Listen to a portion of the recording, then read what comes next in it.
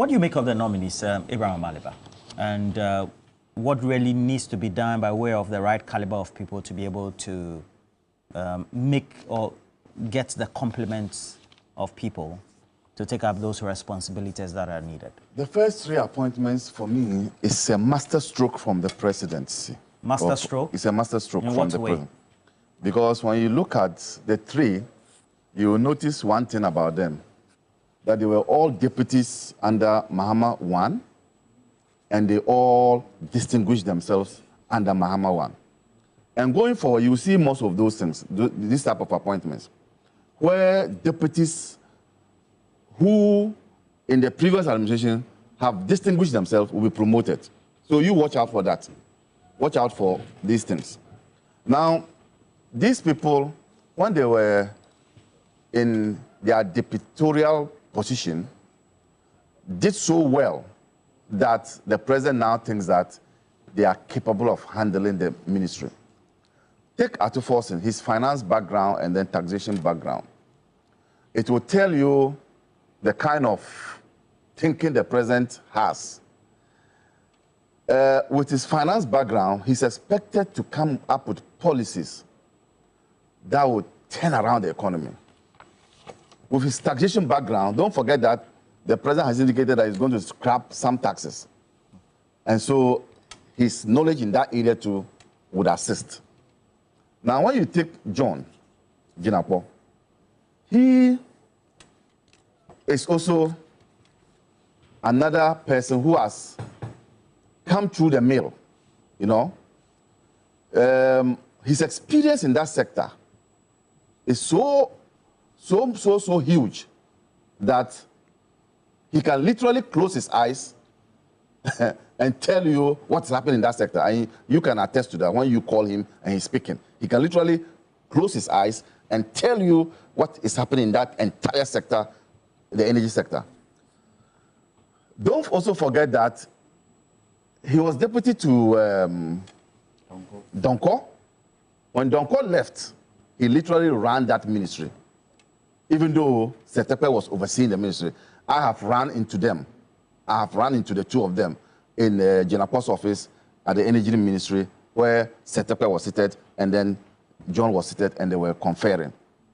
So his experience comes as a result of his years of working in that sector. And being a minority spokesperson in that sector too, you could also attest to his in-depth knowledge in that area. The next person, the 3rd one, is Dr. Dominic Ayene. Also, when he was deputizing Marietta Briapia-Opong, clearly also was on top of his game. I've worked closely with him. I'm with him in the same chambers, and I know what he has as arsenals. But what does these 3 appointments tell you? It tells you that President Mahama is in a hurry to see this economy turn around. By appointing these nominees? No, by appointing Ato Forson. That is 1. 2, with John Mahama, we just spoke about the energy crisis. And he's the one who President Mahama thinks that can turn around the situation. There are no crises at the moment. Yeah? There are no crises at the moment. Why, we don't have them so? We don't have them so. Well, we have them so. What is the problem? It is not as if... We have them so. We just came out from doing so. Every day there's doing so. This particular issue is from January 20th that we're talking about. What January? This particular issue we're talking about, the situation. January 20th. Of what?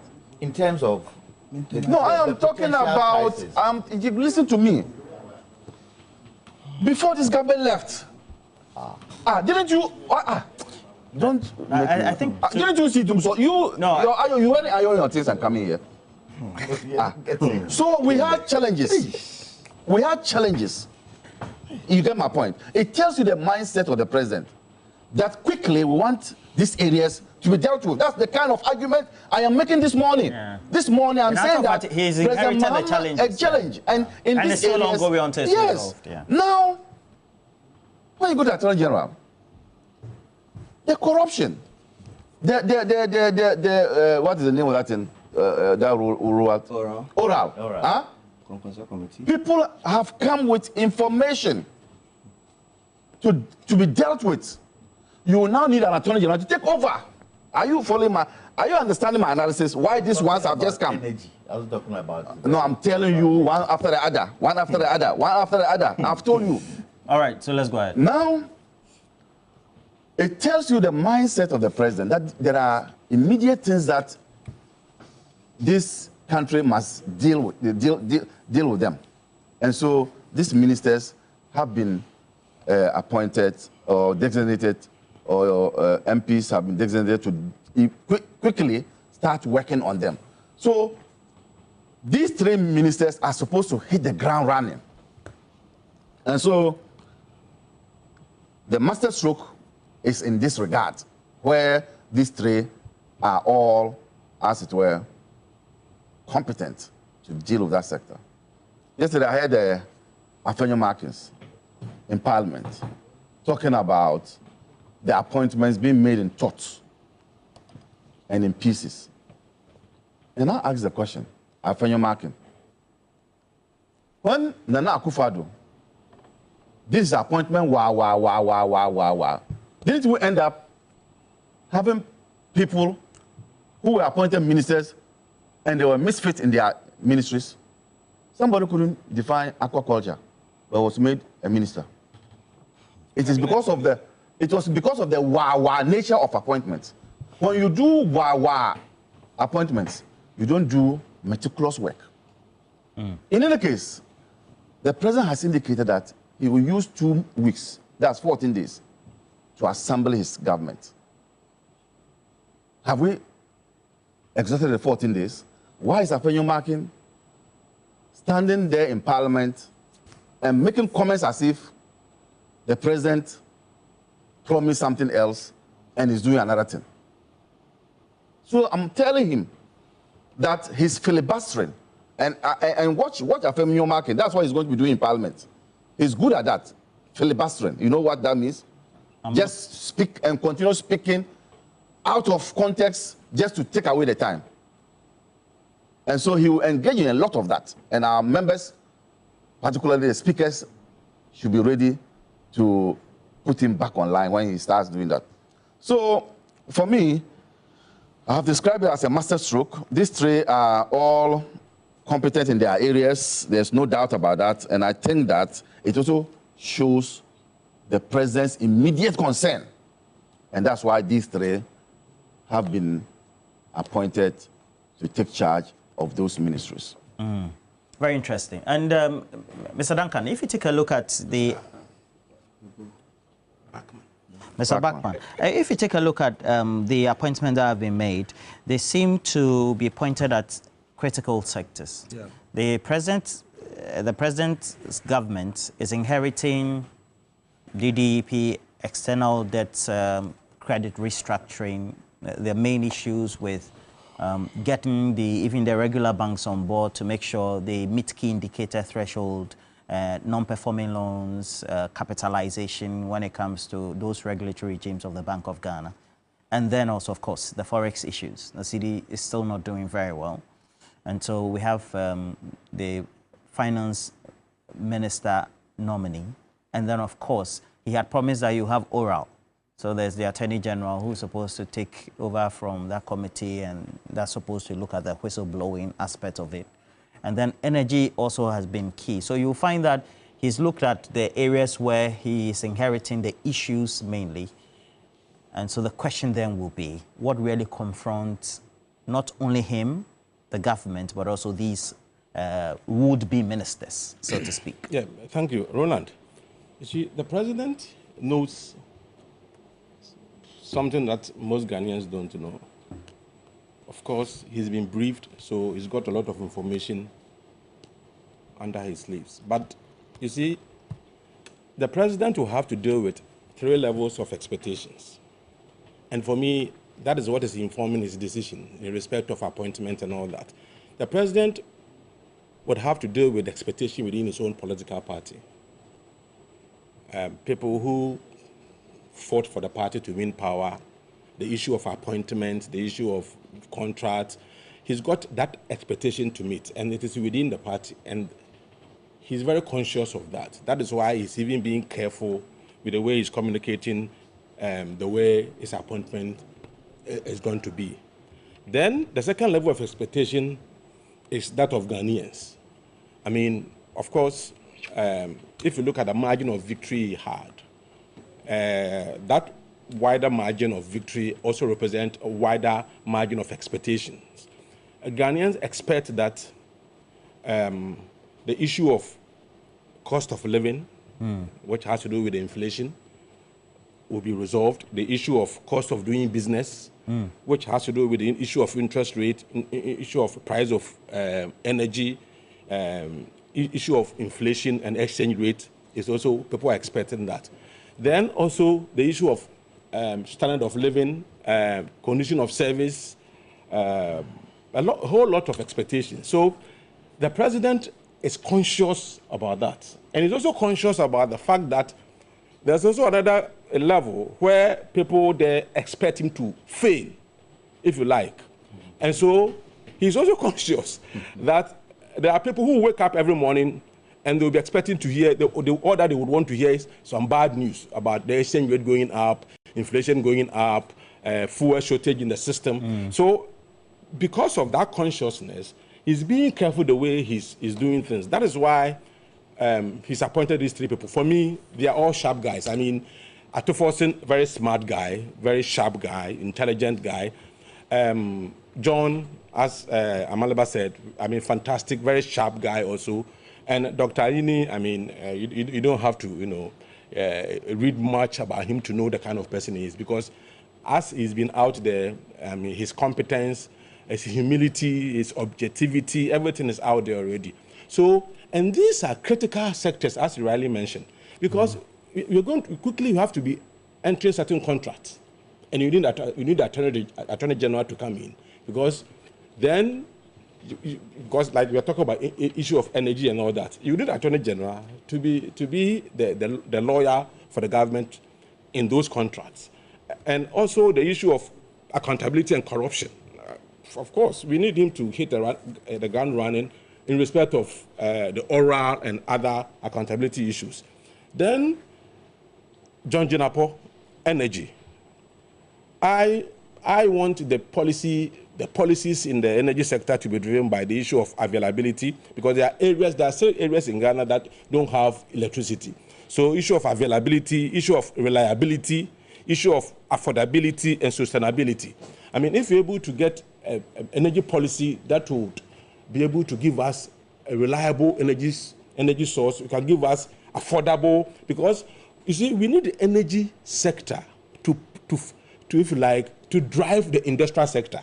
Because if the 24-hour economy is going to be anything to go by, then it has to be driven by the energy sector. And that is quite important. So I expect him to also look at the expansion of our renewable energy, if you like, potential. If there are other areas, nitrogen, nuclear energy, these are new forms of energy that are coming up. I think we should also consider taking on board some of these, if you like, energy sources. Then let's come to, I mean, my major interest is in the area of the finance minister. I know, as I said, Atu is a very sharp guy.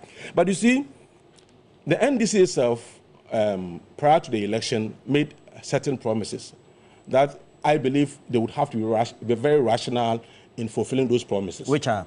The issue of removing certain taxes, which is already going to affect the fiscal gap, and also certain freebies that were promised. They're also going to, if you like, increase our expenditure. So from the word go, if you don't take time, we're going to have a wider fiscal gap that would have to be filled. They have to be strategic in the way they even fulfill the promises they've made. Because you know what?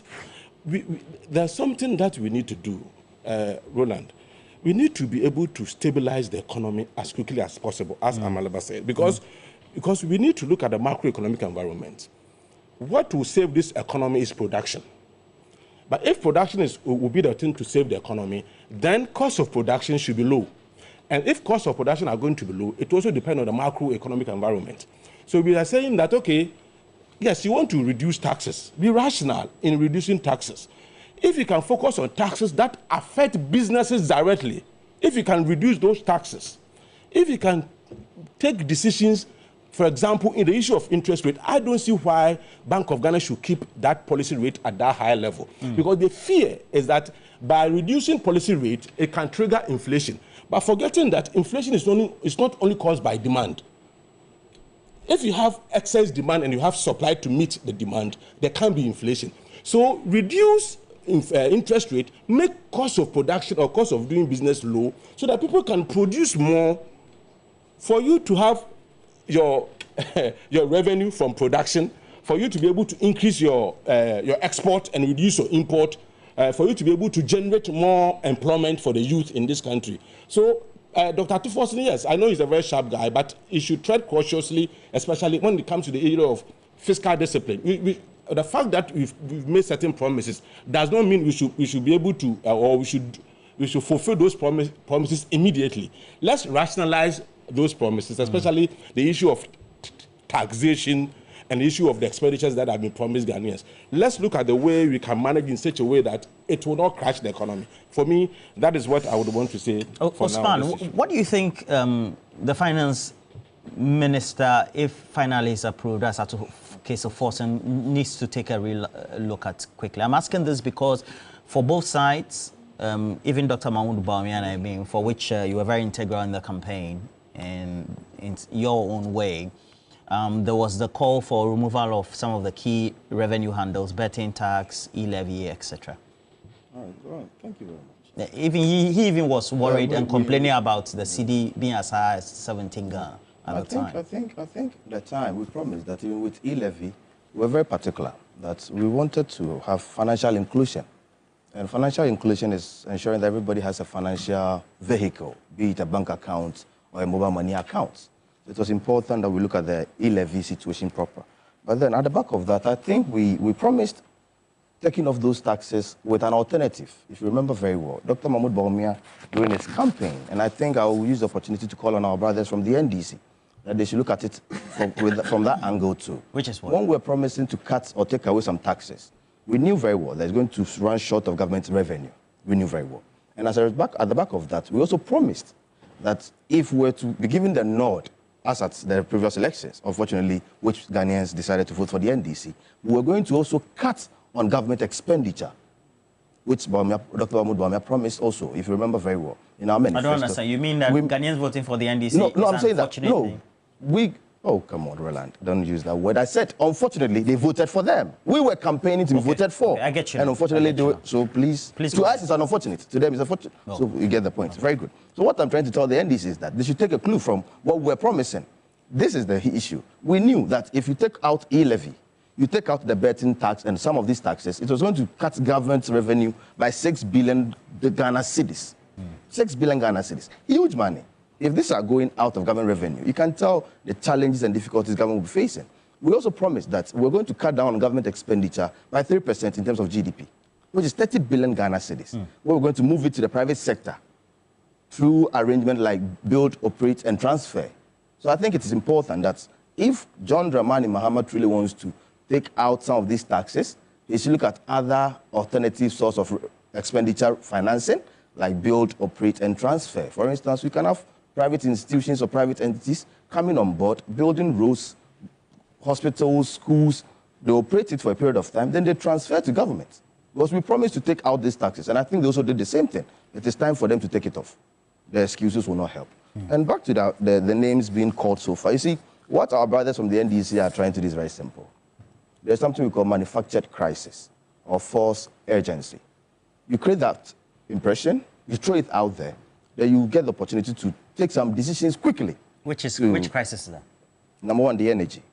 It's a very manufactured, it's a manufactured crisis. It cannot be manufactured. Something that is to happen in the future. The players in the industry, and they are not politicians. Now we've been told that we need $100 million emergency, like immediately. It's not a manufactured to deal with the Please problem. Go on. Now, to also go further, with the ORA, now we are told that if there's a... But Osman, you would have bought the fuel if you had the money. So if they say we need 100 million, it is true.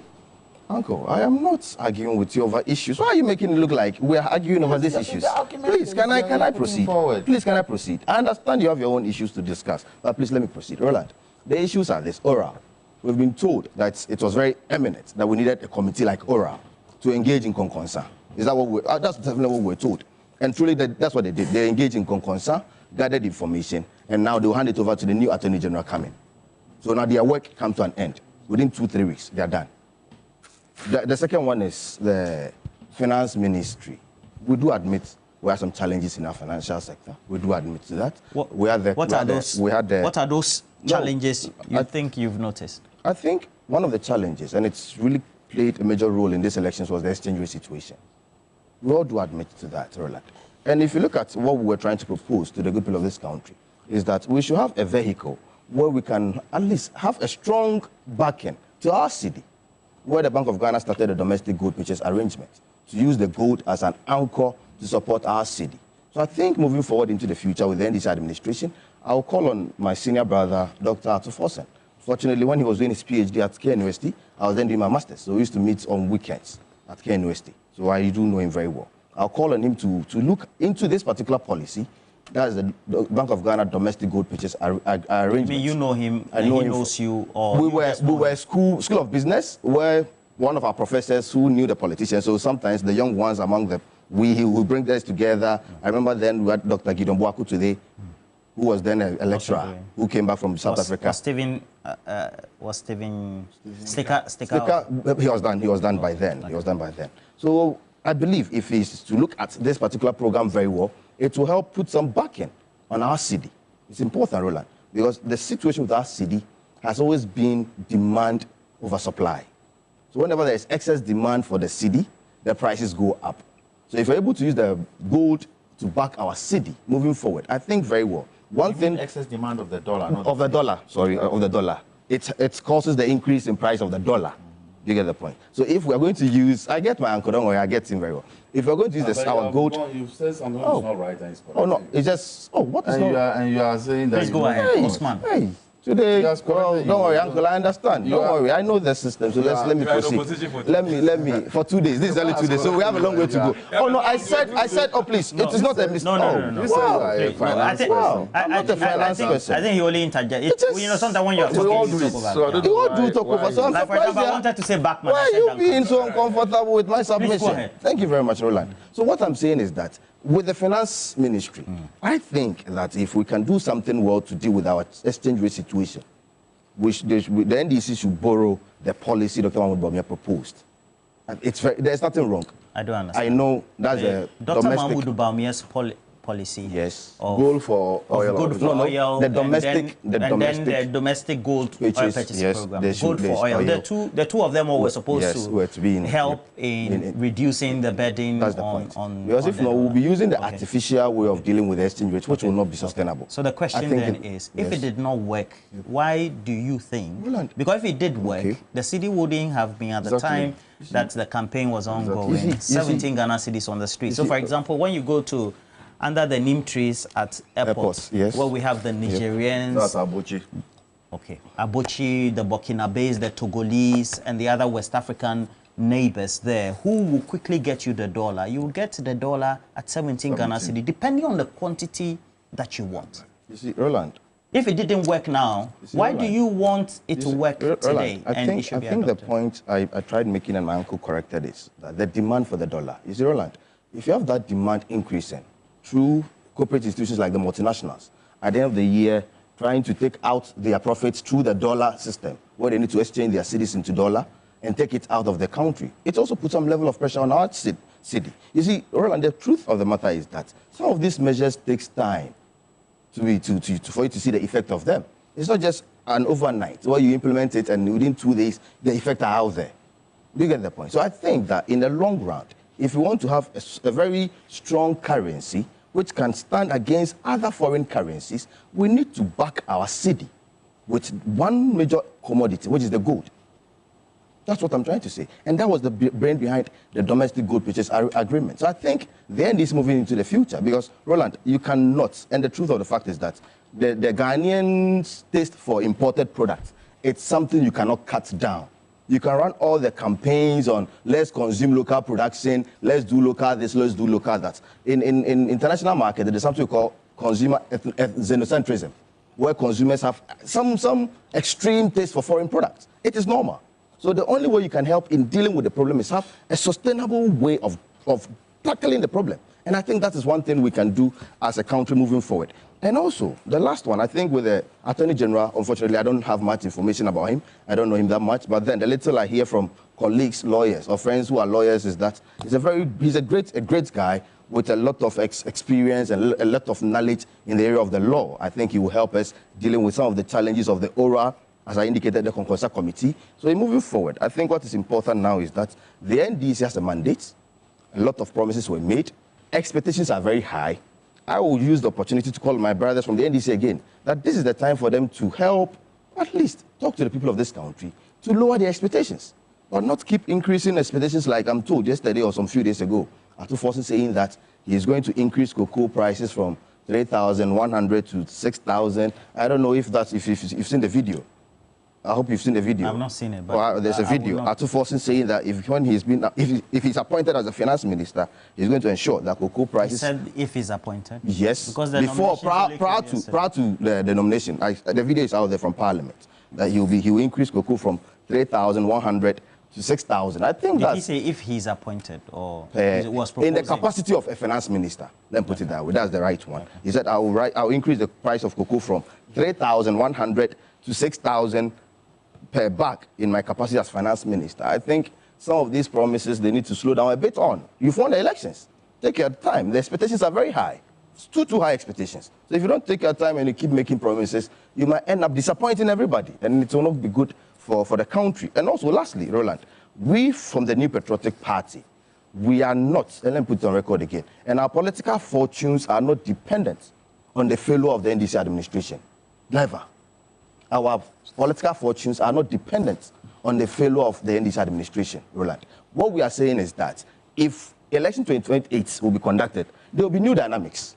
It will not be the same as 2024 elections. So please, let's not create the impression that we from the New Patriotic Party wish any calamity for this country. Far from that. Far from that. So my brother, unfortunately, that narrative that we know where he's coming from, that fuel prices increasing, and yesterday I'm told fuel prices even was increased yesterday. It's okay. Are you not going to? Why are you on this? Thank you very much, Roland. If it so happens that the NDC in power today do a good job, they'll be voted for. It will depend. Your political fortune will depend on it. Osman, when you were making your point, no problem. I get you. And I know I'm going to get the corporation for and your political fortunes depended on it 2016. That's why Ghanaians brought you back. So don't go down that route at all. You see, President Mahama, he has chosen, and it looks as if he's choosing his appointees on ability, not capacity. Ability to be able to turn around quickly. What's the difference? The challenges. Capacity is where you have others come on board to help you do it.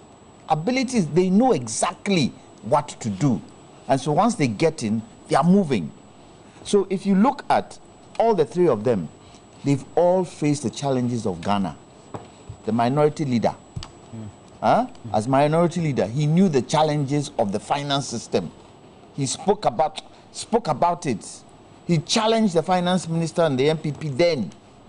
He's very much aware of what it is all about.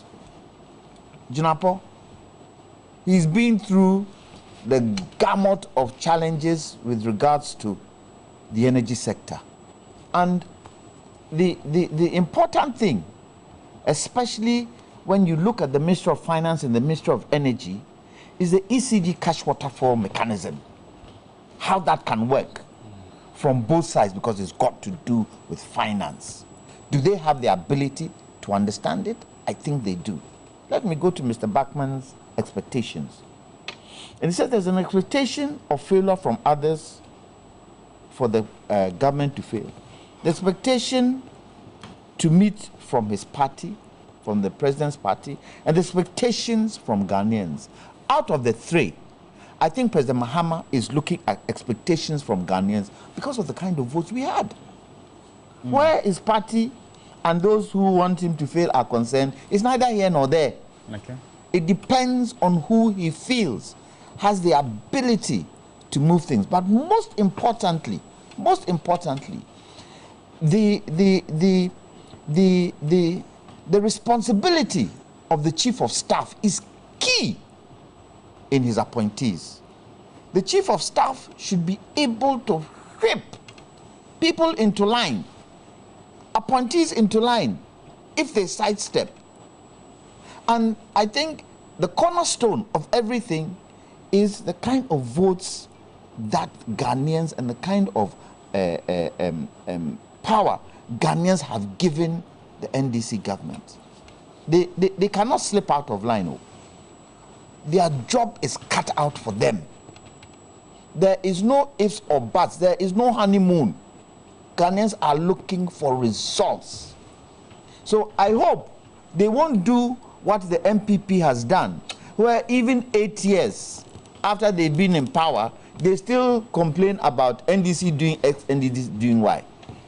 You have the mantle. Ghanaians expect you to move with that mantle. Now, when you even look at taxes, those taxes where President Mahama was talking about, President Mahama also indicated that they will need to rationalize the taxes. However, we should bear in mind that we are in an IMF program. And it depends on how that IMF program is modeled. If they can go back and have negotiations with the IMF with regards to the IMF program, then perhaps some of these things can be done quickly. But if the IMF feel that e-levy, COVID tax, all these things is going to create a huge gap and we cannot find money to plug it in, it is something they would need to discuss. But in all this, mine is that continue to keep the people informed. It's key. Why is that? For me, you see, the last government found it very difficult communicating. When we were supposed to go, Osman here once in a while. Wait. I think you appeared before me two times. Wait. It's not Osman's level. It's not Osman's level I'm talking about. When we were supposed to go to the IMF, how long did it take? January of 2022 was when people were saying, we should go. When did the president come and talk to us about it? Actually, I remember the same at Forsen. It took quite some time. In 2019, 2020, they did, was it something at GPSA or one of those places? Is it West Africa, something? They had an institute, and they projected that. There was Professor Lord Mensah. Yes. Also projected that looking at the trajectory of our financing arrangements, we should go seek IMF bailout. So after 2022, they say if we had gone, then we wouldn't have gone in a wheelchair. Exactly. And it was even December. I think, of 2021, that the cry started coming out. And remember, all the international institutions kept warning us about our borrowing. Did we hear anything? The response we got was that we are proud people. We will not go to the IMF. The response we had was that there will be no haircut, without communicating effectively what was going on. So I'm saying that at this point, any negotiation you have, don't go and sit on Al Jazeera or BBC or CNN and discuss it with them and give them the information.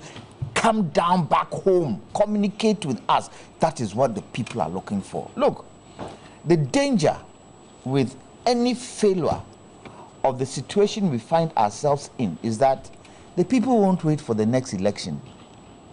They will not wait for the next election. They would bring this country to a halt if they find that the things that are expected, the promises that have been made, is not followed through. They would bring this country to a halt. Now, I believe President Mahama understands this entire value chain. Why? President Mahama has been an assemblyman. President Mahama has been a deputy minister. President Mahama has been a minister. President Mahama has been a parliamentarian. President Mahama has been a vice president. Most importantly, President Mahama has gone into opposition. He's been a president. He's gone in opposition. He's now back as a president. He understands what it takes. Those appointees, that's why I'm saying we should have a very strong chief of staff. Those appointees he appoints, if there's going to be any downfall, will come from the appointees. Everybody should fall in line with his way of thinking and do what the country expects, because everybody is waiting. Everybody is looking at, and even if it so happens that in these first couple of years, we don't see the comfortability we are looking for, but at least we see things progressing to that end point, Ghanaians will be satisfied. Because where we stand today, of what the previous government has left us, huge hole, and Osman is calling it Konkonsawat. It's talking about the oral committee. Konkonsa committee. Was 58 million not sunk into a hole? I don't understand. Are you trying to tell me that 58 million should be investigated? Is that what he's trying to say? That he's calling the Konkonsa? What's Konkonsa about that one? Yes, a whistleblower. So what's the difference between whistleblower and being a NPP Konkonsa? should try as much as possible. What is the difference? To help build the nation, irrespective of where they stand. Ghanaians have told them, you didn't do well. So we have turned you into a micro opposition, a minority, a minority that has never happened before. So it is up to them to help build the nation. Let's put our hands together to build the nation and stop the partisanship. That partisanship will not help anybody. That partisanship is not something that we expect. We expect this country to be built back. Because you see, the type of natural resources we have in this country, Ghana shouldn't be where it is today. The kind of promises that were made by the MPP, if they had been able to follow through, I'm sure we would have gone far. The kind of money that they got, we could have gone far with that money. The debt level they've put us in, 761 billion. That debt level shouldn't be so, but they've put us in there. They should try as much as possible to come to the table and let's try and build this nation. How many weeks or months honeymoon would you give? There's no honeymoon. Okay.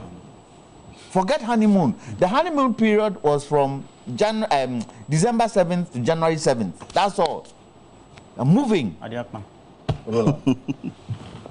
Osman made a point about Atufosi making a promise to farmers. And I thought that you would challenge him to produce the video. He asked me what I'd seen. I haven't seen But the video. in any case, I will advise Osman never, ever to proffer any economic solutions to the NDC coming from Bawumia. That is an aberration. He says good for oil Gold policy for and good oil purchase program. is even under investigation. Haven't you heard them stealing the gold? Where? Haven't you heard them stealing the gold? Where? You mean the video, the bullion vans where... These people, Which gold? No, which and you are saying that we should copy or we should take into consideration our domestic gold purchase agreement. All these things will be investigated. All these things will be investigated.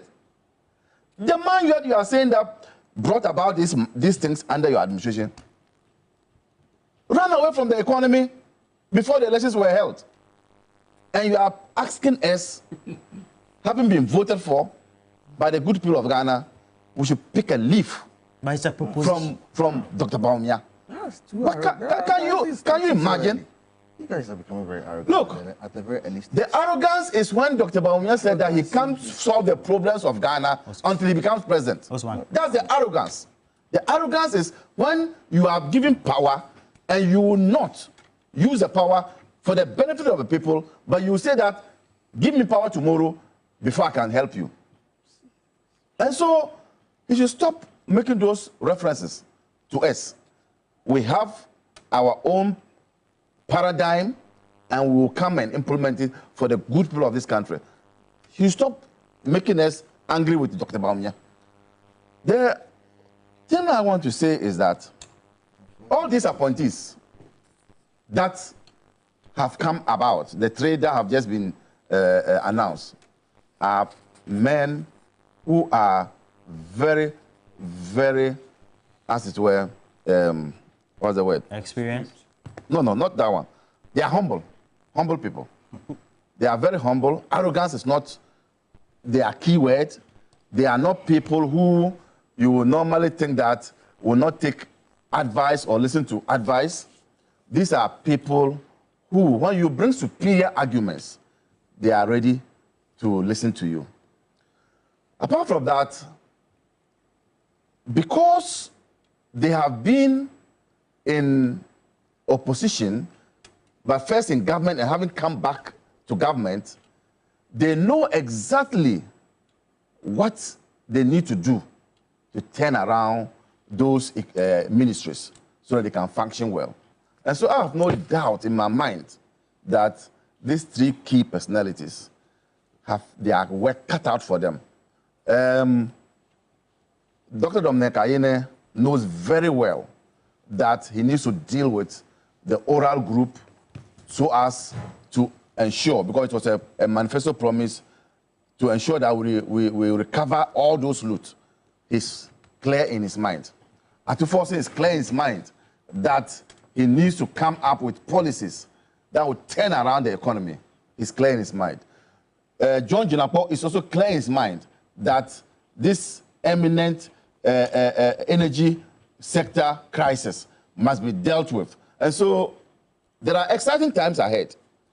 And I can assure my good brother here that, Jantwa, that the things that he talked about under the MPP are the guiding principles for the NDC.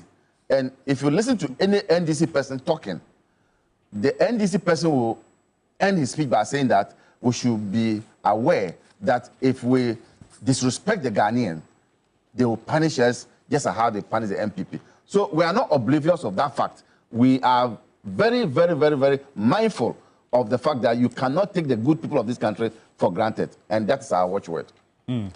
And we've come to the point where now we need to do the transition to the next phase. And it looks like the things that would need to be discussed would have to be put into perspective. What do you think the Finance Minister and Dominic Ayine to quickly take a look at, from whether it's the oral team, and already I know that the cathedral investigations from the commentary here will be very much dear to the heart of many of you, but when it comes to the economy, quickly, what efforts should be made from the prospective Finance Minister? Yeah, I believe Ato has a copy of this book.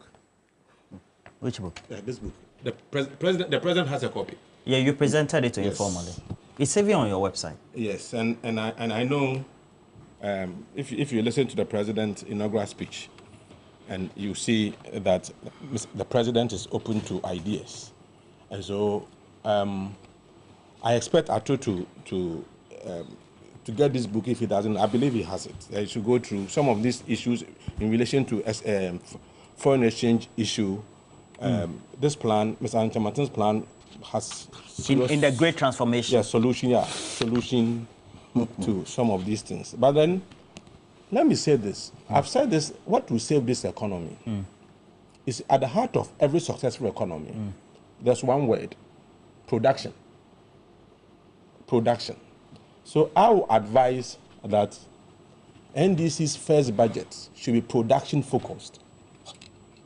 Because whether you like it or not, China is China today because of production.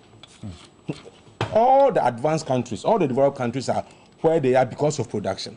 And we have the capacity, we have the potential to increase our production in the area of agriculture and also industrialization. So I expect NDC to pay attention. That is why I'm saying that once this book has been given to them, they can easily go back to, they can easily refer to the book and glean from it, because there are a lot of solutions that have been provided. We are not like the ones that did not work. You see, these ones, Mr. Mahama himself said, admitted, he said there are a lot of things in this book that align with ours. And so we are going to take from this book That's a sign of a good president. I mean, he's open to ideas. He told you that. No, he said it when Mr. Alan Chairman met him. He said even if you. That's what I'm reconfirming. He told you that. I know we have a correspondent and all. Yes, in fact, he even said that even if you have to steal something from me, we'll steal it. That is what I mean. Jokingly, he's even used the word stealing from it. So the point I'm making is that if production is going to be what is going to save this economy, then the macroeconomic environment, stabilizing the macroeconomic environment becomes the critical issue. That is what ATO should look at. Because it is not, you see, government doesn't have direct control over inflation because inflation is demand and supply. Government doesn't have direct control over exchange rate because it's also demand and supply thing. But government can have control over interest rates and taxes. That's why I'm saying that if you can't control the two that you can control, interest rate and taxes, as much as possible, put in place policies that will bring down these two macroeconomic indicators so that it will reduce cost of doing business and cost of production. So, because, you see, to solve inflation, you need production. To solve the exchange rate problem, you need production. Yeah. Even to solve interest rate problem, you need production. So if government, the one you have control over, which is interest rate and taxes, if you can manage in such a way that it will translate into low cost of production and low cost of doing business in Ghana, then you can be sure that you can generate employment through production, then you can also generate revenue through production. You can then increase your export, reduce your import to be able to also check your exchange rate. So ATO should be, I know, as I said, ATO, and apart from ATO himself, there are other experts that will be working with him. They should focus on production. And if you started from the first budget, it will be good for this country. Okay. And Usman, what should be tackled quickly to make sure, because we have key issues to deal with, the economy. The economy. That ATO Forson will quickly need to take a look at. You've already suggested the two things. Which it looks like has been rebuffed. Well, that is. But continue since your I think what is important, I'm not a finance person, I'm a marketing person. Okay, that's fine. What is important, I mean, marketing, of course, outlines you learn financial economics. What is important is that the NDC promised there's a 24-hour economy, which is going to, large and large, is going to create more jobs for our people. I'm told it's 3, is it 133, something like that? I don't know the formation. I think it's also fall under the ATO Forson's area. I think it's important. Now, one of the key issues that's determined the outcome of these elections was unemployment, right? So looking forward into the future, I expect ATO Forson, and I know very well he'll go through the vetting successfully, and he'll go to the ministry to work. What I look forward is that he puts in place measures. I will have been told there's an advisor at the presidency in charge of the 24-hour economy. I think he'll work hand in hand with him to ensure how they will successfully implement the 24-hour economy to create more jobs for our people, because if jobs are created, my brothers will get jobs. My little money I'll make, I'm going to keep them. Certainly, we're all going to have that kind of enjoyment in this space. So we don't wish this NDC government fail. We can never do that because we are in this country with them. Whatever decisions or whatever policies and programs they implement, the outcome of it, we all bear the consequence of it. Just like yesterday, fuel price went up. Today, I bought fuel. The prices are up. So how do I live in a country and wish doom for that country? We'll never do that. But to end on it, Amaliba said people were stealing gold all over. I think a very false claim. As a lawyer, I expected him to back it with some evidence, which I know he has nothing, because it came out that it was never true. Which one? The PMMC release. Where were they taking the gold? They were going for testing of it. Where? At the airports. That's where they have their facilities for the testing of it, the quality of it. They've stated it in their statement. Wait, you mean you test for good quality at the airport? No, please. They tried the statement. Please. Oh, please. I don't work at the... Oh, please, Amalib, why are you doing this? There's a statement they came out with, indicated. You tell I should take that statement, hook, line, and sinker. You sitting here, Roland, can I proceed? Thieves are scheming to steal. Can I proceed? And thieves are issuing statements. And say I should Can I proceed? I wash my face upside down. Roland, as I indicated during my submissions... Which machine is there testing gold? I stated. No, let me tell you the machine. The name of that narrative. airport testing goods. Are you going to allow me to make I won't let you. You can't go. Are you going to allow me to make my submission? You are part of the scheme. Amaliba, You why? might also be You've won investigated. power. You are still acting as if you're in opposition. You see, where from this arrogance? These people. Are you not going to allow me to make my submission? Please stop to keep quiet. Roland, please stop to keep quiet. Roland, you have scheme. You've won power. Why can't you at least give respect to the statement? What is all this? These are the Roland, can I continue with my submission? You see, Ghanaians out there watching this. As I indicated I asked earlier, you a question. You didn't answer. this is Roland. There is a statement we can all make reference to. I saw the PMMC statement. We can all make reference to. It was within the period of the transition. And I'm asking, as a rebuttal, are you saying that the quality of gold and the ounces and how it should be by way of the weight and the shape for export or for the PMMC is done at the airport? The institution mandated in dealing with gold in this country came out to give us a statement on what transpired. Okay. Roland, and you think if you we're told that it will be investigated. If you don't accept that, that's your own problem.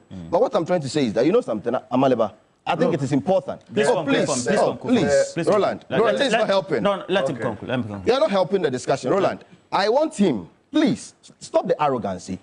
Talk to Ghanaians and manage expectations. No. Mr. Osman, please. The arrogance is too much. No, please. Don't get angry. I'm not being angry, Roland, but you allow him to attack me several times on this platform. He reacted to what you said. Please. Can I end my submission? And please. Can I end my submission? Let's be the arrogance, I'm going to say the arrogance. What I mean by the arrogance. When I said that on the economy, dealing with the exchange rate situation, they should take a clue from the domestic gold purchase arrangements. Just take it. Even if you disagree, Roland, it is important that we understand that where we are today, Roland, one of the major challenges we face in this country. I ask you a question. If that program failed, the two programs have failed to show up the city. There's no indication that it failed. There's no indication. So it means that the city could have gone higher than that, Roland. Than 17 Ghana. Now, what is it today? What is it today? Osman, end for me. We left 14 cities, 50 pesos. I hope you know that, Roland. And that's wow. Are you not going to? You mean the Bank of Ghana rates? No problem. I don't have any problem. You can proceed. Wow. Which will be the critical areas that need to be tackled quickly? President Mahama has indicated that he is prepared to work with the private sector. He's actually had meetings with the AGI. And so on the AGI, one of our major issues are high taxes for businesses, because businesses need to create the employment that the country is looking at. So I expect him to look at the tax regimes that we have and how those tax regimes can help prop up businesses if it can be reduced. But most importantly, I think the key to all this thing we are talking about is energy, availability of adequate energy. Without energy, all the added value we want to do, all the businesses we want to look at, all the work that President Mahama is looking at will come to naught. Energy for me is key, and energy has got to do with financing. We have to be able to identify adequate financing, especially when we realize that gas supply is being compromised. It's very, very important. I heard something the other day which really shocked me. What is that? That there are some institutions in Ghana today, power institutions in Ghana today, who are exporting our gas. Our gas is not meant for export. And I'd want the government to look into that. Our gas is meant for power production, not export. In this previous government that has just passed, some of the IPPs were exporting our gas. And so it is something we should look at, because without gas, we don't have power. Without power, we don't have businesses. Without businesses, we can't create the kind of employment we are looking for. So for me, Atufosin should look at the taxes where businesses are concerned first. He should also look at capital flight. Capital flight, for especially imports. So for instance, and this is where he needs to work with the Ministry of Agriculture, where we are spending quite a lot of dollars to purchase onions, to purchase tomatoes, those things that we can grow in this country. He should look at that to see how best the Ministry of Agriculture can put certain things in place for us to start cultivating our own. Look, it won't happen in a day. It's going to take the better part of a year for some of these things to start showing results. So communication again is key as we go along, because there are quite a lot of people who are looking for quick fixes. Because if you hear the people, it might not happen that way. It will be gradual. Okay. But I think where communication is concerned, if you communicate with the people, for the people to know exactly the steps you are taking, it helps for people to understand where we are at a particular time. You wanted to conclude. Where is the arrogance when you say that I won't take Bamia's advice or you mean policies? The good purchasing program. We won't take it. We won't take it. Osman. How is that arrogance? Okay. The former president, John Mahama, has indicated that as for Alan Chiromante's program, we think that we will take it. Which one? This one? The yellow book. We think that we'll take it because we have found something good in it. Now you came out with a policy, which policy is fraught with some challenges, which policy is even under investigation. And I sit here and tell you that we will not take it. How is that arrogance? But you know what? I, Abraham Amaleva, do not take advice from an owner of a brothel. I don't do that. Please, what's the meaning? That's his opinion, and I think he's fine to do. But I think, Roland, what is important is that we are building a nation. And this Ghana, this country does not belong to the NDC. Ghanaians voted for them. They have a mandate, 4 years.